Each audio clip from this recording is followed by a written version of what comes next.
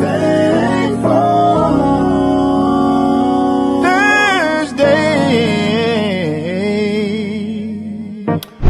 what up, y'all? Today is Thursday, and it is another opportunity for me to give thanks and just be grateful for someone that have contributed to my journey and my growth and my development. Today, I want to spotlight and highlight the OG, the legend himself, Mr. Dallas Austin. Oftentimes you probably have heard me tell the story of how I and my brothers of 112 were discovered. And I have been fast forwarding the story, not intentionally. And I ran into my brother a few days ago, and it just stopped me right in my tracks that I have been fast forwarding the story that I've told for years. And you know, you've heard me talk about Courtney discovering 112. Well, Courtney was a partner and a friend of Kevin Wells, who later signed us to Bad Boy Entertainment, introduced us to Puffy. But that was starting the story in the second quarter, because if I really start in the first quarter, it starts with Dallas Austin.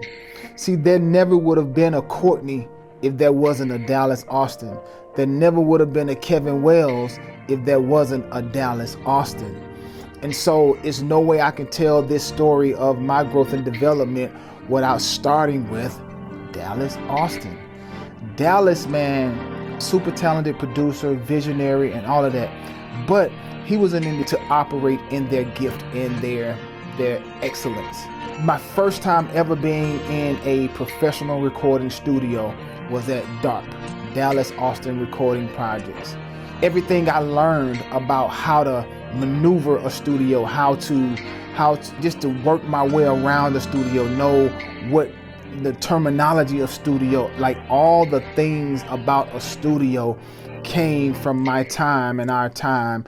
And also I can tell you that Dallas challenged 112 in a way when we signed a 90-day agreement to be groomed by Kevin Wells.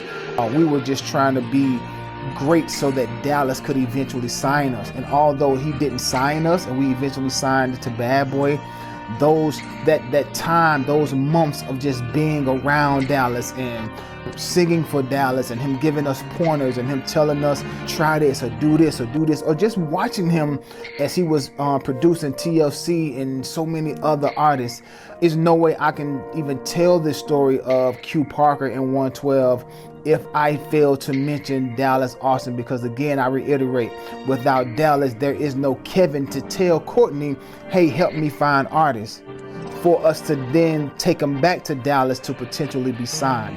And man, I'm checking myself, because I've been telling the story wrong, and I should have always started it with thank you to Dallas for opening your doors for me and my brothers to be able to come in there as high schoolers every day and just absorb things from Tim and Bob and from Mario and Arnold and everybody that came through there, that gave us pointers, that kind of gave us love, even in the early stages of our careers. Today, my brother, man, you've been a lifelong friend of mine since a teenager. We've always had a great relationship, man, and I've always admired you and your excellence and in your greatness, even your words, even outside of 112, just whenever we've had one-on-one dialogue, Q Parker and Dallas, man, you've always been consistent.